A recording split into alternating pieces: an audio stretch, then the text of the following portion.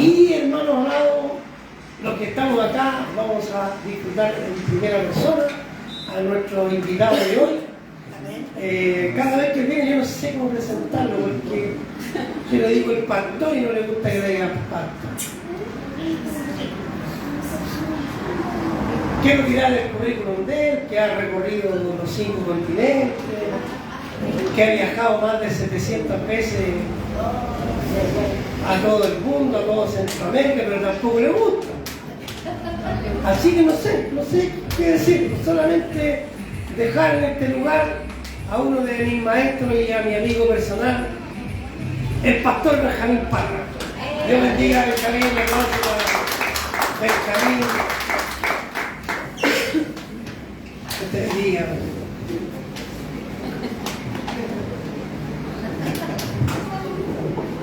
Bueno, con semejantes presentaciones no hay mucho más que decir.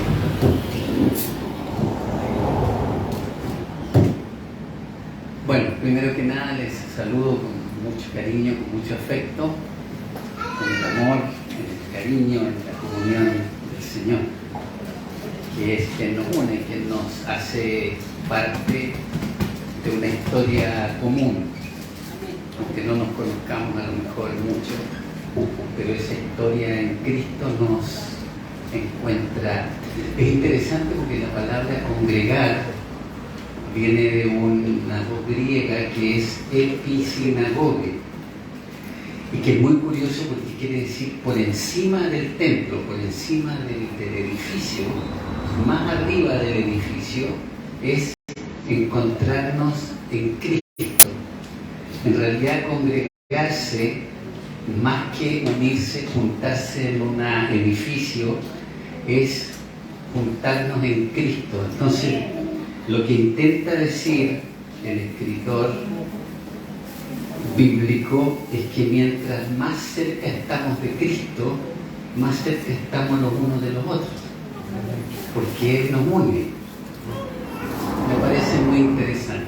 Por supuesto hay que venir a la iglesia también, pero es Cristo el que nos une. Así que en ese amor, en esa comunión, les saludo afectuosamente también a quienes están online, se dice hoy online, quienes están conectados y quienes también van a ver más tarde este video, esta presentación. Fue interesante cuando él mencionó de ese joven que se quedó dormido en la predicación de Pablo, un chico llamado Eutico. El trasfondo de la historia es que Pablo vino a esta iglesia hacía mucho tiempo y tenían mucho deseo de escucharle. Entonces se reunieron en una casa y él empezó a hablar más o menos después de almuerzo. Y habló y más o menos llegó a la medianoche. Y este chico, que parece que había trabajado, no sé si en la feria o en la pesca o en alguna parte, se quedó dormido. Y estaba sentado sobre una ventana, el pobre se cayó y se mató, según el relato. Así que Pablo paró la predicación, lo hicieron subir al chico y él oró por él y lo resucitó. Imagínense. Y de ahí siguió la predicación hasta las 6 de la mañana. Es el sermón más largo de la historia, duró 18 horas. Réstenle el tiempo que se demoró en resucitar a Eutico. Pongámosle que fueron 2 horas, aprovecharon de comer algo, ya llevaban 8 horas, sí, no, casi 12 horas llevaban sin parar. Yo no creo que voy a predicar un poco más corto, así que no creo que el pastor se va a quedar dormido. Bien, ayer o anteayer, yo tengo una hermana que vive en Retiro, un pueblito que está entre Linares y Parral, cerca de Copihue. Lo conoce por ahí, muy bien.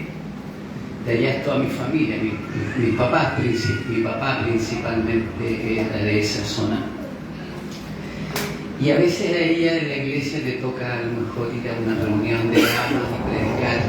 Y siempre me dice si yo le puedo dar alguna orientación, así, algunas ideas sobre el tema que ella quiere hablar o que le asignan, porque a veces le indican qué es lo que debe hablar. y me dijo que quería, si le podía decir algunas cosas sobre Efesios 6, del 10 al 18. Así que bueno, me puse a mirar eso y al final le mandé un audio y no me di cuenta, o sea, yo no sabía que en el fondo estaba preparando sin saber lo que iba a compartir con ustedes, porque en realidad la idea de venir a esta noche surgió pasado el mediodía hoy. Así que bueno, ya estaba preparadito todo, así que eso es lo que quiero compartir hoy con ustedes. Muchas gracias. Siempre le doy al pastor Richard, a Richard, mi amigo. No sé, por él, yo he tratado de explicarme por qué tiene este cariño, él y su familia, por supuesto, de tantos años. Soy una persona que ha pasado por diversas etapas, por diversas situaciones en mi vida, y en algunos casos, algunos pastores o líderes encontraron más acertado alejarse de mi persona porque no soy muy tradicional. Y él es el único que ha permanecido, el único que me sigue queriendo a pesar de mí, digamos, y su familia. He visto crecer su familia, digamos. Alondra no existía cuando yo lo conocí y me parece que él estaba, Richard estaba tampoco. Así que imagínense los años, la caterva de años que nos conocemos, así que siempre es un honor, una alegría tener la oportunidad de compartir, que no es muchas veces, pero siempre son bonitas. Bien, lo que dice este pasaje que mi hermana me pidió que le compartiera algunas ideas, es Efesios 6, del 10 al 18, dice, se me cambió el dibujo, no tenía mi Biblia porque no sabía que iba a ir para acá hoy, así que tengo que usar este aparato que no es muy atractivo para usarlo como la Biblia. Por lo demás, hermanos míos, fortaleceos en el Señor y en el poder de su fuerza. Vestíos de toda la armadura de Dios para que podáis estar firmes contra las acechanzas del diablo. Porque no tenemos lucha contra sangre y carne, sino contra principados, contra potestades, contra los gobernadores de las tinieblas de este siglo, contra huestes espirituales de maldad en las regiones celestes. Por tanto, tomad toda la armadura de Dios, para que podáis resistir en el día malo y habiendo acabado todo, estar firmes. Estad pues firmes, ceñidos vuestros lomos con la verdad y vestidos con la coraza de justicia y calzados los pies con el apresto del Evangelio de la paz. Sobre todo tomad el escudo de la fe con que podáis apagar todos los dardos de fuego del enemigo o del maligno, y tomad el yelmo de la salvación y la espada del Espíritu, que es la palabra de Dios, orando en todo tiempo, con toda oración y súplica en el Espíritu, y velando en ello con toda perseverancia y súplica por todos los santos. Quería preguntar si alguien que está acá alguna vez no escuchó alguna predicación sobre la armadura de Dios, que no haya escuchado nunca sobre el escudo de la fe, el yelmo de la salvación. ¿Todos han oído alguna vez sobre este pasaje? Bien, entonces mi tesis es que todos lo han escuchado. Entonces hoy día quiero proponerles una mirada lateral al mismo pasaje, a ver qué pasa. La primera cosa que quiero decir es que la mayoría de nosotros, cuando leemos este pasaje, nos quedamos embebidos, nos quedamos enredados en el aspecto de los demonios, en el aspecto de las potestades, en el aspecto de las huestes espirituales de maldad en las regiones celestes, es decir, nos quedamos imbuidos de este tema de la guerra espiritual, de esta cosa contra fuerzas invisibles que quieren destruir nuestras vidas y destruir la obra del Señor.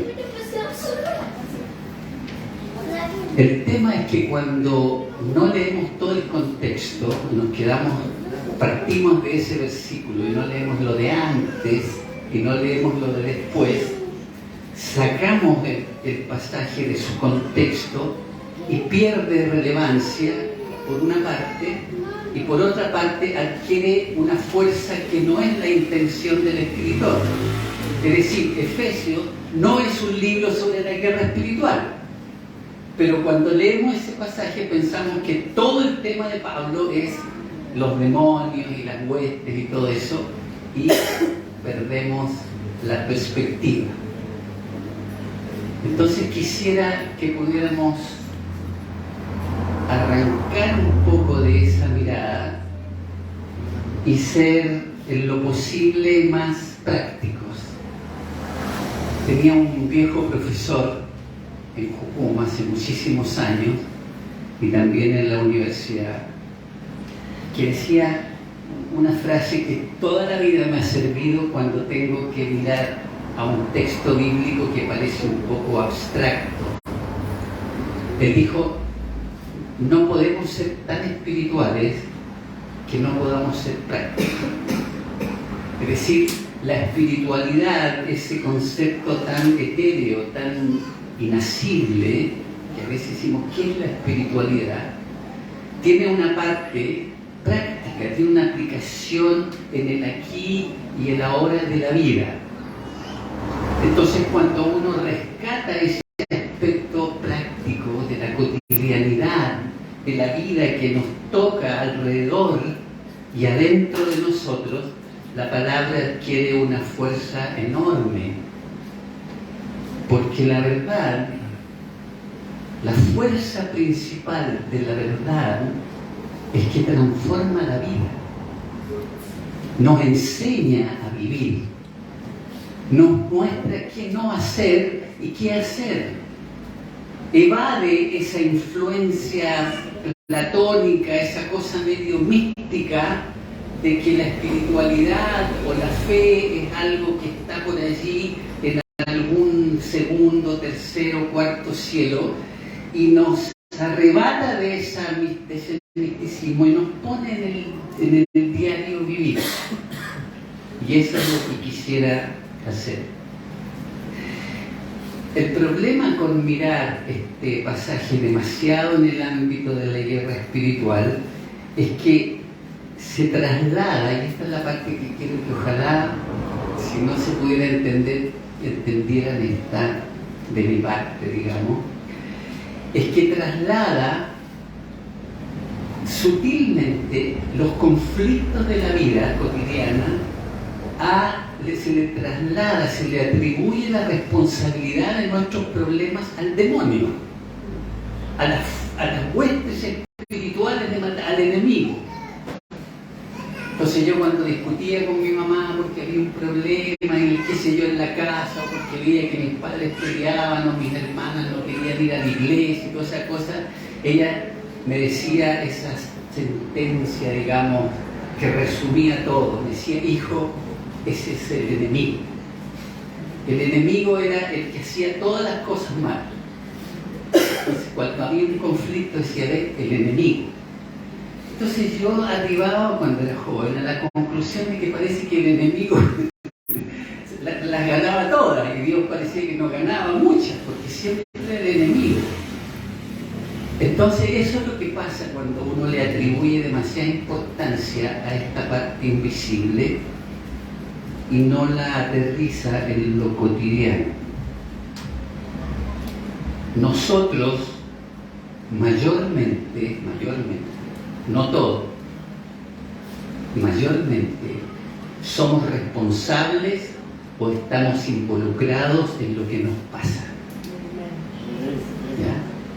La mayor parte de los conflictos que enfrentamos en nuestra vida es porque hemos en el pasado tomado malas decisiones, o ayer tomamos malas decisiones, o nuestros hijos tomaron malas decisiones, o el gobierno tomó malas decisiones, la policía tomó malas decisiones, el jefe nuestro tomó malas decisiones, o nosotros. ¿Ya? Cuando Dios viene a hablar con el primer hombre y le dice, ¿qué es lo que has hecho? En vez de asumir y él marcó, fue como una cuestión federal. Es como que al decir eso, él marcó a toda la raza con esta actitud de echarle la culpa a alguien de lo que me pasa. La mujer que me diste, ella me dio este fruto. Porque mira, si no me da esta mujer, tú sabes que yo no le había hecho caso a la serpiente. Así que, en realidad, el problema me lo trajiste tú. Y yo, si ella no me la estaba, yo estaría bebiendo hasta hoy. Y nos marcó a nosotros como raza a tener esta constante tendencia a culpar a alguien más de lo que nos pasa. Y en este caso el peligro es que culpemos a las huestes espirituales de maldad en las regiones celestes. Ahora, si ustedes leen todo el Efesios, se van a dar cuenta que es lo que se conoce como las cartas pastorales de Pablo. La mayor parte de este documento son recomendaciones sobre la vida cotidiana. Maridos, amad a vuestras mujeres, hijos, obedeced a vuestros padres, como que corrijan a sus hijos, pero que no los provoquen a ira. Habla de la vida cotidiana, del matrimonio, habla un poco. Como Cristo amó a la iglesia y se entregó a sí mismo por ella. Y le habla a los maridos hacen los besos cuando esta cuestión de poner la vida por la persona con la que uno está es poner la vida. Es bastante fuerte. Y dice, porque Él se entregó a sí mismo por ella para presentar, como dijéramos, un bonus track, no es parte de la predicación.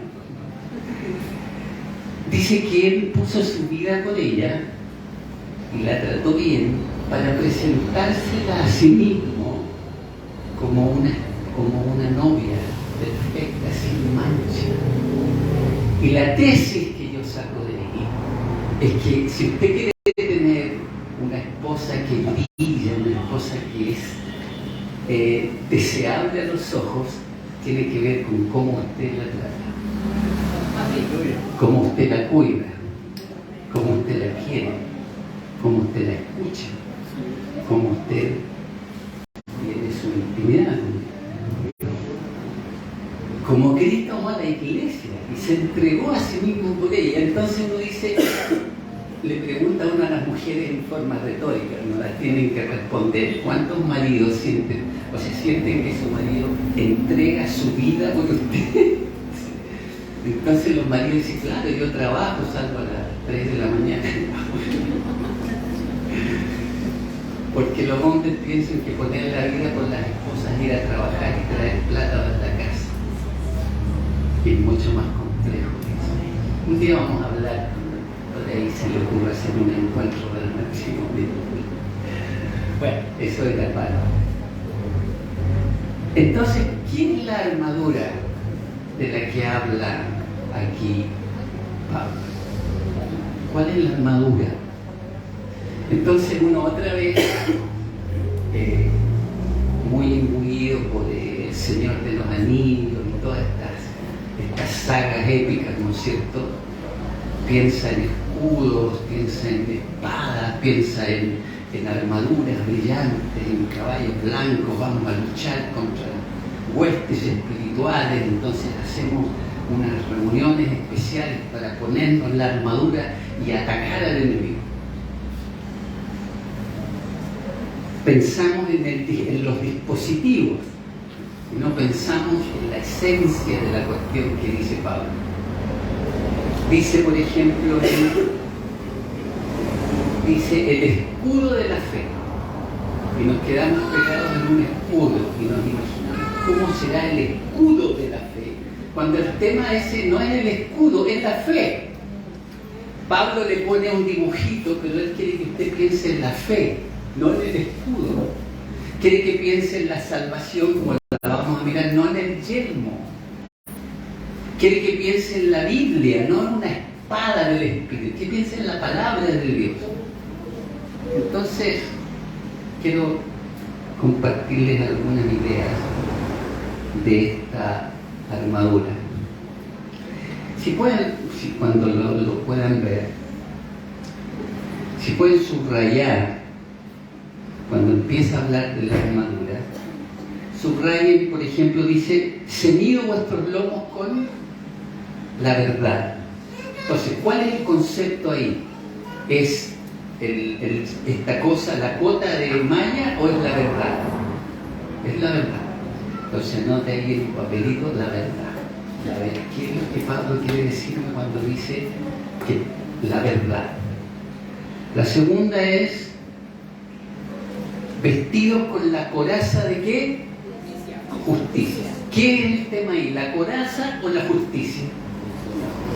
Y ahí vamos sacando la armadura, el dispositivo, ¿no es cierto?, el artefacto, y vamos quedándonos con la esencia de lo que quiere decir, porque toda su carta, aunque al principio empieza bastante abstracto, así medio la influencia platónica que tiene, ¿no? Muchos de los teólogos no les gusta aceptar esta idea, pero Pablo tuvo mucha influencia del pensamiento platónico, neoplatónico. Entonces de repente hablando un buen chileno se va en la volada, muy etéreo, pero siempre aterriza, y eso es lo bueno, porque si no aterrizara sería como ese globo que apareció en los Estados Unidos que han enviado a los chinos y al final hubo que dispararle para sacarlo de circulación.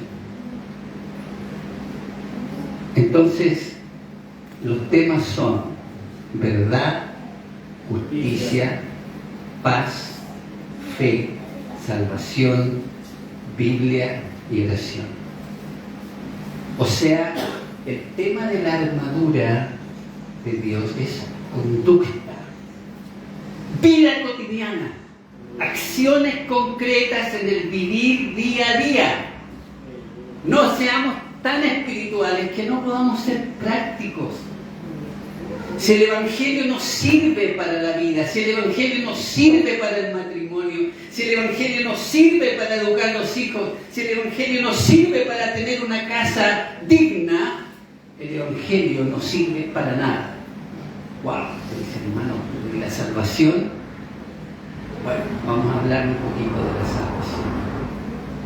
Un problema con la teología es que ha hecho tanto énfasis en la salvación, que uno termina entendiendo que Jesús vino a morir para sacarme un pasaje para el cielo. Usted dice, bueno, ¿y para eso es, hermano? Lo incluye, pero no es todo. Lo incluye, pero no es todo. Él vino a hacer muchas más cosas que salvarnos del infierno o abrirnos la puerta del cielo. Porque miren, si Jesucristo fuera solamente, únicamente salvación, entonces una vez que nos salvamos tendríamos que irnos ya. Porque el problema es que hay que ser salvo. Bueno, ya salvo no necesita más en esta vida que se vaya. Ya. Y desaparecimos. Nos salvamos y desaparecimos. Pero ¿por qué nos quedamos acá? Porque tenemos otras cosas que hacer. No sé si alguien tiene una Biblia física por ahí. Por favor, si pueden buscar en Filipenses, el capítulo 1, yo creo que se los leí la otra vez acá mismo. Sí, me lo leí acá. Filipenses, a ver, no me acuerdo exactamente, ¿me puedes prestar? Disculpa. Eso me salió ahora, entonces pues no tenía en el apunte. Gracias. Okay. Muchas gracias.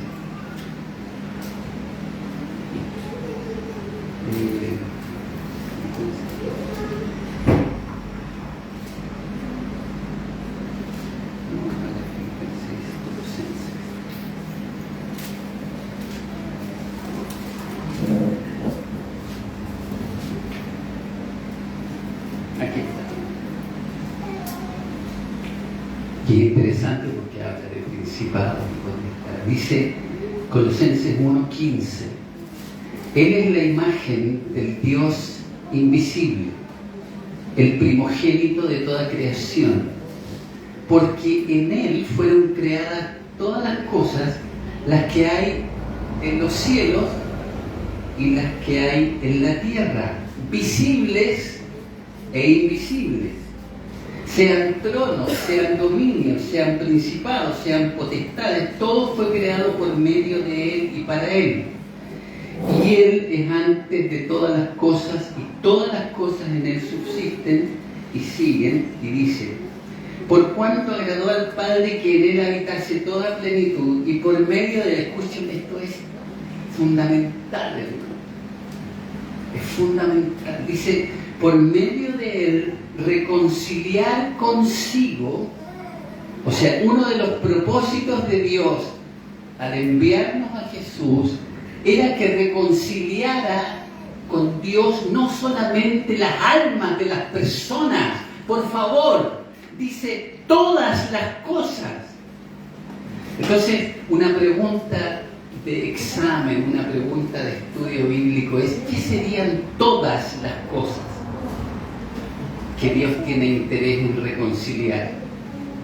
Lo dice arriba: principados, potestades, es decir, toda la sociedad civil, el gobierno, la ley, la educación, los medios de comunicación, la ciencia, la tecnología, las relaciones internacionales, el mundo del espectáculo, el mundo del deporte, el mundo de los seres humanos. Dios anhela que nosotros, siendo agentes de Jesucristo, reconciliemos no solamente las almas de las personas para que se vayan al cielo, sino que trabajemos para mejorar, mientras tanto que estamos en esta tierra, estos principados y estas potestades, todas las cosas. Entonces, todas las cosas, ¿qué quiere decir? Todas las cosas. Entonces, la salud tendrá que ver con el interés de Dios de redimir. El gobierno, la ley, la educación, la justicia, ¿tendrá Dios interés en esas cosas? Y pensamos que no, porque nos hemos metido en la cabeza que la idea de que lo único que tiene que ver con Cristo es que nos vayamos al cielo. Y a veces tengo que preguntarme si muchas personas permanecen solamente porque no se quieren ir al infierno y no tienen interés en ninguna otra cosa. Por eso estamos ausentes, tan ausentes de la realidad política, social, económica y cultural. Somos una, no sé cómo llamarlo, somos un estamento de la sociedad que vive en la sociedad, pero no es parte de la sociedad en términos reales. Entonces, ese fue otro bonus. Entonces, la verdad, ¿qué sería que Pablo nos quería decir cuando dice vivamos en la verdad? ¿Qué sería vivir en la verdad en tu casa o en el trabajo? ¿Qué sería vivir en la verdad? ¿Qué sería la verdad en relación con tu esposa, con tus hijos, con tu jefe? ¿Qué sería la verdad? Lo primero que se nos ocurriría sería lo contrario de la mentira: no mentir, no engañar, no presumir, no dar una imagen falsa, no mostrar tu verdadera realidad, no esconder nada. Bueno, algunas cosas hablamos a veces con Richard que hay cosas que hay que guardarlas hasta cuando las personas están maduras para escucharlas, porque si no puede ser peor el desastre. ¿Cómo practicar verdad diariamente en tus relaciones familiares, en la mesa, cuando están sentados, en el dormitorio, cuando están ya terminando el día, en el trabajo? ¿Cómo se vive la verdad? ¿Cómo se es justo en la casa? ¿Cómo se es justo con el marido? ¿Cómo se es justo con los hijos? ¿Cómo se es justo con el vecindario? ¿Qué significa ser justo o hacer justicia? Es que no haya acepción de personas, no darle a alguien más de lo que se merece, pero tampoco menos de lo que se merece. Tal vez tú nos podrías dar una buena definición. ¿Qué dice qué dice el derecho, que es la justicia? ¿Qué sería la justicia? El derecho apunta a dar lo justo a cada uno, Lo justo. lo suyo a cada uno. Darle a cada uno lo suyo. Lo cual puede ser muy bueno si las personas hacen buenas cosas, y puede ser muy severo si las personas hacen cosas malas o hacen cosas censurables. Por ejemplo, en Argentina acaban de condenar a cadena perpetua a 2 mujeres que asesinaron a un niño pequeño, 2 mujeres que convivían, y lo torturaron durante 5 años, y hay una cosa horrible. Entonces lo justo para ella es la cadena perpetua, es lo de ella, lo suyo. Y además las van a separar porque si están juntas es como casi una luna de miel, porque son amantes las dos. La paz. Este es un asunto fundamental. ¿Cómo vivir en paz? ¿Cómo vivir en sosiego? ¿Cómo vivir con relativo silencio, con relativa prudencia, sin estridencia, sin nervio, sin ansiedad? Todas esas cosas son ausencia de paz. Esa intranquilidad cotidiana de la vida, de la lucha por la existencia y todas aquellas cosas. ¿Cómo vivir en paz? Viviendo lo mismo que viven los vecinos, pero que uno tuviera paz. ¿Qué sería? Esa sí que es una armadura tremenda, porque teniendo esas cosas podemos resistir mucho más que lo que resistirían los vecinos. Si pudiéramos entender lo que habla Pablo sobre la armadura, podríamos resistir mucho mejor lo que es esta vida. Nosotros siempre nos imaginamos la armadura de Dios para atacar a alguien. Y lo que Pablo nos dice, hermanos, hermanas, es para que ustedes puedan resistir lo que los otros no pueden resistir porque no tienen a Jesús, no conocen la verdad de Jesús y se derrumban. Pero cuando un cristiano, una cristiana se empieza a derrumbar, no tenemos mucha esperanza, porque se espera que esas personas tengan esta fortaleza de la verdad, de la justicia, de la paz, de la fe, de la salvación, de la Biblia y de la oración. ¿Me explico?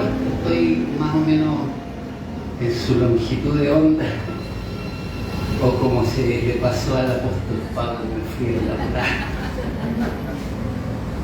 Es la vida cotidiana, la armadura de Dios es conducta cotidiana. A veces pienso, yo he estado toda mi vida en el Evangelio, soy hijo de padres cristianos, así que no tengo un solo día en mi vida que no haya tenido que ver con los canutos que ahora en broma.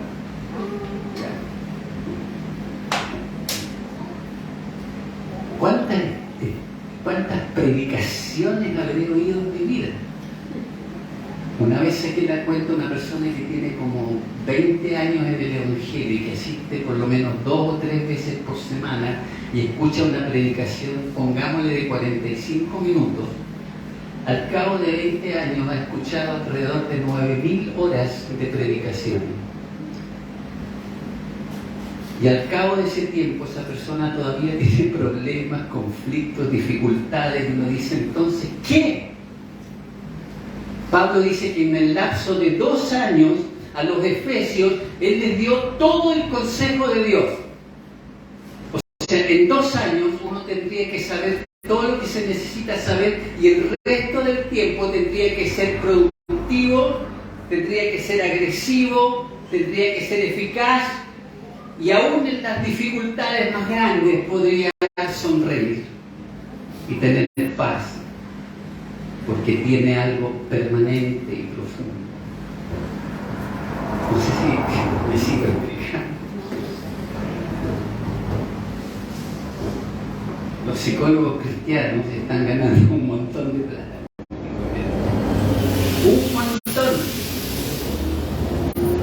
Porque tenemos grandes conflictos que no podemos resolver en nuestra vida, porque la armadura de la que habla Pablo aquí es para nosotros, no para pelear con alguien invisible, es para pelear con nuestras propias trancas, es para pelear con nuestros propios miedos, es para pelear contra nuestras propias falencias, es atacar lo que en nuestras vidas nos quita la alegría, la felicidad, la paz, la justicia, y que no podamos vivir vidas nobles en el sentido más puro de la palabra. Y bien, dedicaría unas palabras finales a la Biblia, porque creo que ese es el camino por el cual podríamos entender todo lo demás que hemos hablado. Estaba recordando cuando se reunían en Independencia, puede ser, una vez que estuve compartiendo con un grupo que tenía Richard sobre leer la Biblia. Y hablé acerca de muchas cosas relativas a la importancia de leer la Biblia, de principio a fin, de Génesis 1 hasta Apocalipsis 22, 21, sin saltarse ni un versículo, leerlo así de corrido. Perdón. Es muy interesante. La mayoría de la gente cristiana ha escuchado más predicaciones de la Biblia que ha leído la Biblia.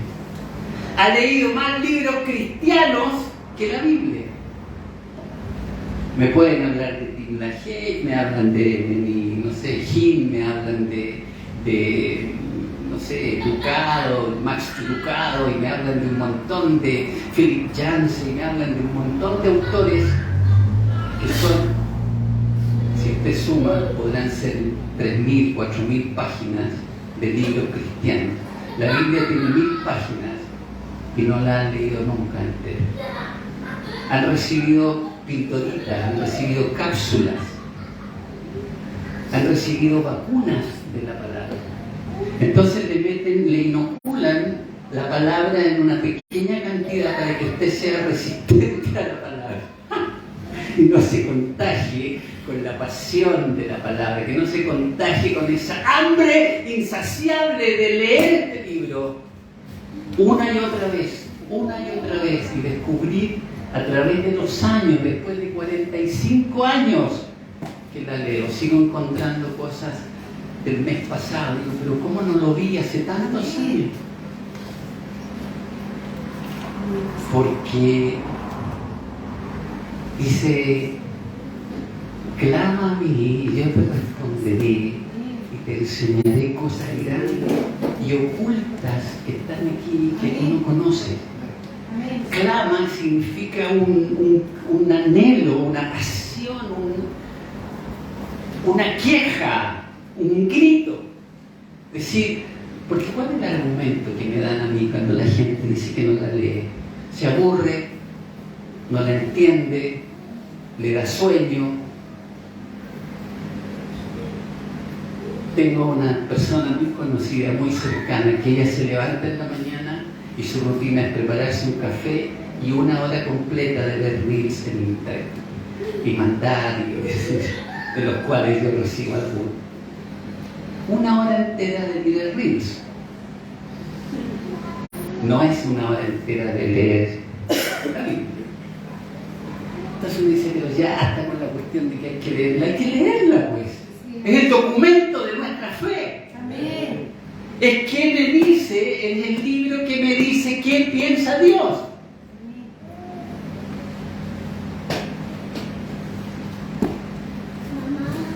Lo que dice Jesús, el que me ha visto a mí, ha visto al Padre. O sea, miren a Jesús y van a saber quién es Él. Y entonces va a poder leer la Biblia y ver a Jesús en toda la Biblia. Esos son aspectos de esta armadura de conducta cotidiana. En realidad hice un resumen así súper apretado. Sería más o menos como una predicación de Pablo cuando se murió el pobre Eutico. Y además no me dan las fuerzas, ya estoy un poco viejito. Muchas gracias, son un amor de personas, gracias por estar acá y gracias a ustedes que han escuchado y han visto a través de Facebook. Gracias, que Dios te bendiga.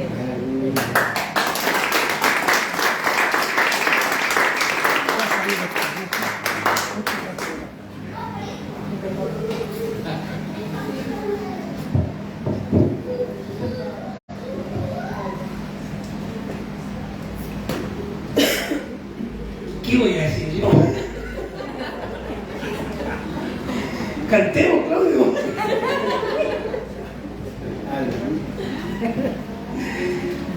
Gracias al Señor por esta palabra. Nuestro querido amigo Benjamín, que nos bendice, nos edifica y nos hace ver. Él le llama a esto la palabra lateral, que la ve de otra perspectiva, pero es la palabra. Y agradecemos a Dios por esta perspectiva que nos muestra de la palabra. Nos identificamos con eso. Nos identificamos mucho porque para nosotros el evangelio es algo práctico, no tiene que ver con cantar, aplaudir y saltar, que son cosas buenas. Me identifica porque acá lo hemos dicho muchas veces. Si para nosotros Dios y Jesús es una fiestoca semanal donde nos vamos contentos y felices, pero seguimos siendo las mismas miserables personas, no hemos entendido nada. Amén.